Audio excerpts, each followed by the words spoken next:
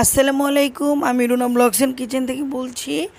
আজকে আমি আপনাদের আমাদের জাতীয় মাছ ইলিশ এটাকে ফ্রাই করে দেখাবো কিভাবে ফ্রাই করি। চলুন আমার সাথে থাকবেন। তো আমি করলাম, দুইটা মাঝারি সাইজের ইলিশ মাছ নিয়ে নিলাম। আমি লবণ দিয়ে দিলাম পরিমাণ মতো।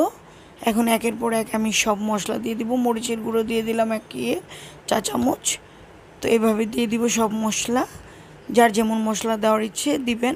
মশলা দিয়ে মাছটাকে একটু ভালো করে মাখিয়ে নেবেন। আদা রসুন দিয়ে দিলাম, হলুদ দিয়ে দিলাম, লবণ দিয়ে দিলাম, মরিচ দিয়ে দিলাম। এখন এটা দিয়ে আমি মাখাবো। মাখিয়ে এদিক দিয়ে আমি চুলাতে কিন্তু ফ্রাই প্যান বসিয়ে দিয়েছি তেল দিয়ে। এটা আপনাদের দেখায়নি, এটা আপনারা পরবর্তীতে দেখবেন। এখন আমি ডিমলা মাছ, খেতে খুবই মজা। আর ইলিশ মাছ তো জানেনই, খেতে অনেক মজা, সবারই প্রিয় একটা মাছ, সবাই খায়, সবাই পছন্দ করে। তো আমি ভেজে নিব এখন এই মাছগুলো সবগুলো। এই জন্য একটু মেখে নিচ্ছি। ম্যারিনেট করে রাখার কোনো প্রয়োজন নাই, ইলিশ মাছটার সাথে সাথে ভেজে খাওয়াটা মজা। আর ইচ্ছে হলে আপনারা ম্যারিনেট করে রাখতে পারেন, এটা আপনাদের ইচ্ছে। আমি আবার সাথে সাথে করে ফেলি, তাই বললাম। তো এখন আমি তেলটা গরম হয়ে গেছে অলরেডি, আমি এখন দিয়ে দিব একের পর এক। এইভাবে আমি সবগুলো মাছ ভেজে নিব। আমি কিন্তু পেঁয়াজের বেরেস্তা করি সবসময়। আমার মাছের মধ্যে পেঁয়াজের বেরেস্তা দিতে খুব মজা লাগে, খেতে খুব মজা লাগে। পেঁয়াজের যে একটা ফ্লেভার খুব ভালো লাগে খেতে। তাই আমি মাছ ভেজে তারপর পেঁয়াজটা ভেজে এটার উপরে দিয়ে দিই।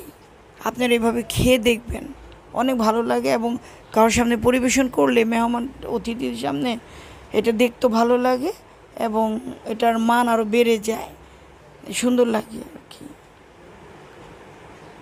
তো এইভাবে সবগুলো করে নিচ্ছি, আমি ভেজে নিব। আপনারা এইভাবে ভেজে নিন, খেয়ে দেখবেন কেমন লাগে আপনাদের কাছে। কারণ সবাই তো আর একরকম করে ভাজে না, কেউ সব মশলা দেয়, কেউ অনেকে দেয় না। তো এইভাবে ভেজে খেয়ে দেখেন। তো আমি ভেজে নিচ্ছি। আর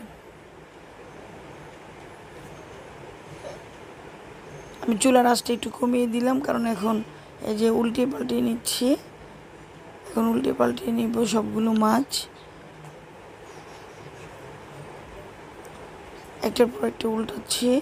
কারণ ইলিশ মাছ তো একটু নরম জাতের মাছ, এগুলো একটু মানে করে একটু নিতে হয়, তা নাহলে ভেঙে যাওয়ার সম্ভাবনাটা থাকে। তো মাছগুলো ভাজি হয়ে গেছে। এখন আমি পেঁয়াজ দিয়ে দিব, পেঁয়াজগুলোর সাথে কাঁচামরিচ দিয়ে দিব। আপনাদের ইচ্ছে হলে আপনারা ধনেপাতাটা দিতে পারেন, এটা যদি আপনাদের ইচ্ছে হয়। ধনেপাতা দেওয়া যায়, আস্ত জিরা দেওয়া যায়, যার যেমন ইচ্ছে করা যায়। তা আমি শুধু পেঁয়াজের মধ্যে কাঁচামরিচ দিয়ে দিচ্ছি। এটা এখন একটু লাল লাল হয়ে আসবে, হয়ে আসলে তারপর আমি মাছের উপরে দিয়ে এটা পরিবেশন করব। আর ইলিশ মাছ খেতে তো দারুণ স্বাদ, সুস্বাদু একটা খাওয়া মাছ, আমাদের জাতীয় মাছ। এটা তো আর বলার কিছু নাই, ভুলারও কিছু নাই, অনেক মজার। যত দিব ততই সবাই খেতে পছন্দ করবে।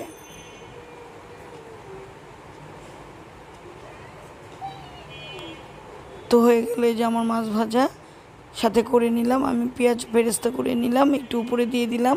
এটা ভাত দিয়ে খেতে অনেক অনেক অনেক মজা।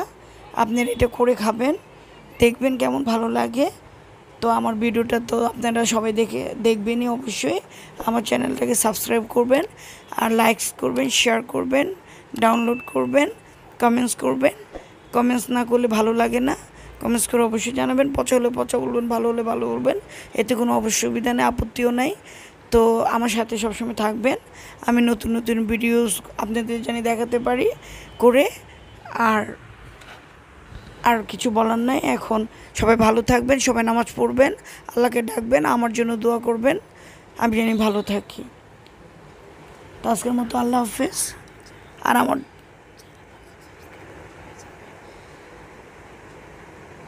আর আমার চ্যানেলটাকে আপনারা সাবস্ক্রাইব করবেন বেশি করে।